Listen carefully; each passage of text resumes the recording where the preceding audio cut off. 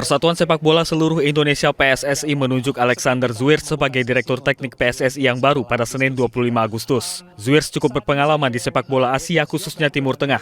Sebelumnya ia menjabat sebagai Direktur Teknik Federasi Sepak Bola Yordania. Zuirs menyampaikan dalam 100 hari pertama bekerja sebagai Direktur Teknik PSSI, dirinya akan menganalisa dan mengobservasi dari tingkatan paling bawah untuk mengetahui kekuatan sepak bola Indonesia ke depannya.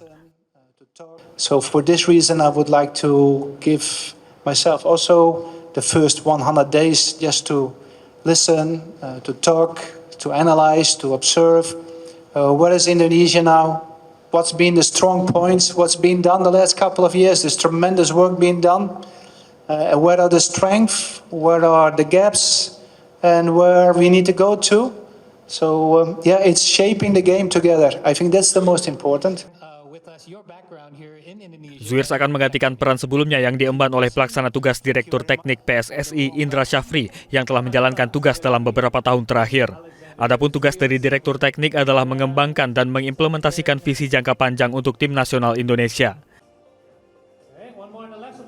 Dari Jakarta, Ibnu Zaki, Kantor Berita Antara mewartakan.